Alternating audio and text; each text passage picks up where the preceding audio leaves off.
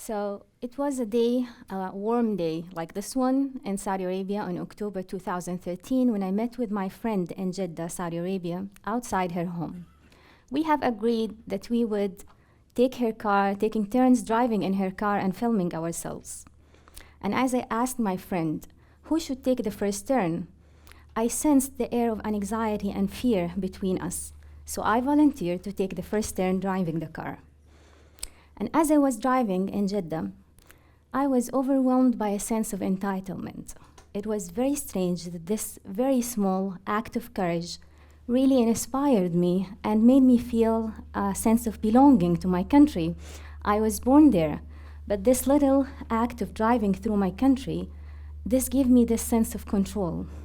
It was very difficult to describe, but then I tried to upload the video online, and I tried to show it to my followers as well. And this was not happening in any country. This is in Saudi Arabia, where women are not allowed to drive. And this is the video that we shot on that day.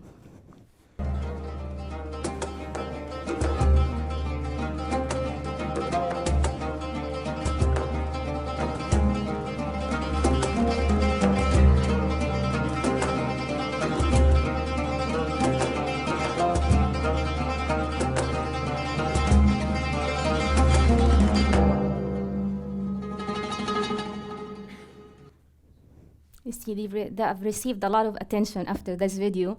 And the thing is, we felt that this kind of fear and this kind of anxiety is very much justified at the beginning, because the women who dared to challenge the imposed driving ban before, have been subjected to several kinds of legal intimidation.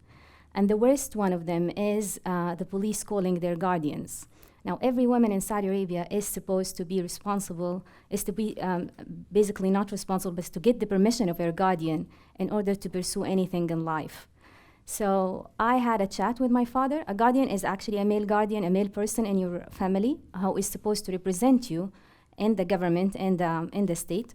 So I had a chat with my father before going with my friend on a ride, and I asked him that I should take the car. And of course, he had a very reserved attitudes towards engaging in this. So I told him I'm going with my friend anyway. And we agreed that if he is being called by the authority at any time, he would just tell them that he did not approve, and I went away and did it anyway.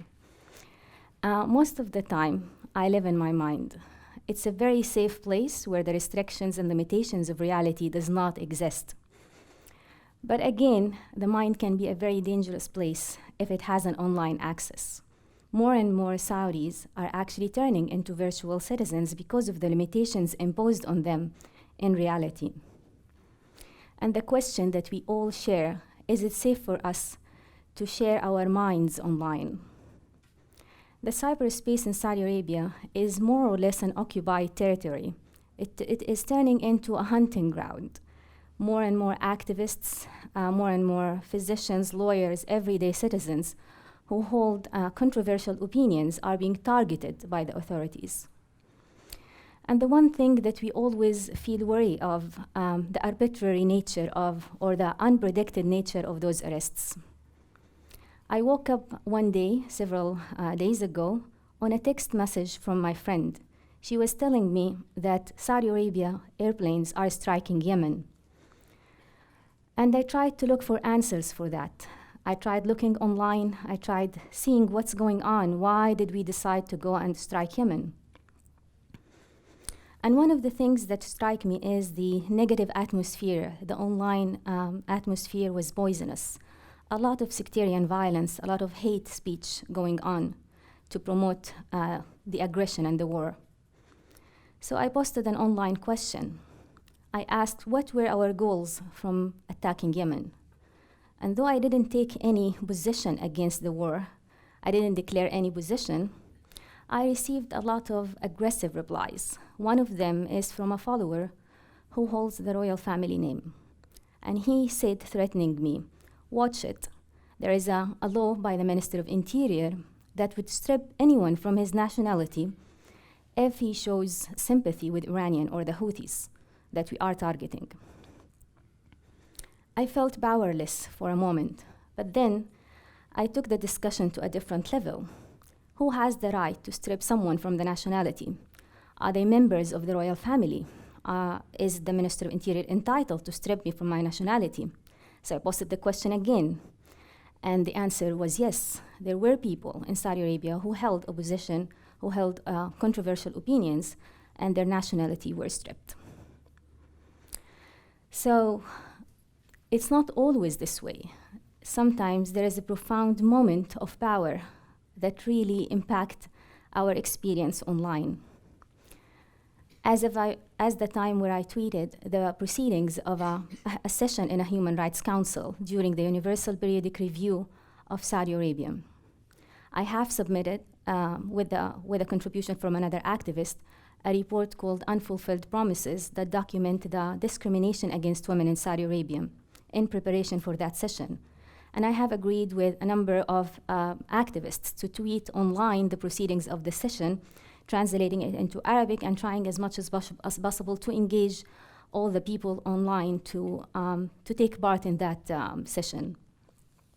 So what happened while I was actively transcribing and translating the proceedings is I realized the massive outreach of the report. It's not only those people online who are getting the information that was kept hidden for a very long time and the international community. It's actually me sitting across the table from my government. The 5 pages report is actually submitted by me and in a way, it's actually presented by international community, but it's me who is presenting those recommendations, who's presenting those comments to my delegates, to my Saudi delegate. And that virtual position online would never have happened in reality. There are other good moments as well, like the program we present with Radio Netherlands, the Google Hangout. We managed to create a platform for Saudi people to sit together from different walks of life and to discuss an issue of concern using online means. And the one condition that we provided, and the one thing that we provided that was not there for any other programs, is that there is no limits for the freedom of expression. They can just discuss anything, they can say anything, and there was no problems attached to any opinions. So if I ask the question again, is it safe for us to share our minds online? Of course, the answer is no. There is unpredicted risk associated with that. We would never know who the government or the authorities would decide to target for that matter. You see, I have come to realize that opinions is one of the most dangerous things to hold, especially in my government. The government has a monopoly over opinions of the people through the education, through the media, even through religious beliefs. And they think of opinion as an act of terror. In fact, it is defined in law as an act of terror. There are a number of people who are being tried because they have tried to incite public opinion, tried to move the opinion into a different position. And they are being tried in a court of terror. But I do believe that we should keep on sharing our minds. We should keep on doing it, despite the risk attached to it, because that would be the only way for us to reach a society that we all strive for. Thank you.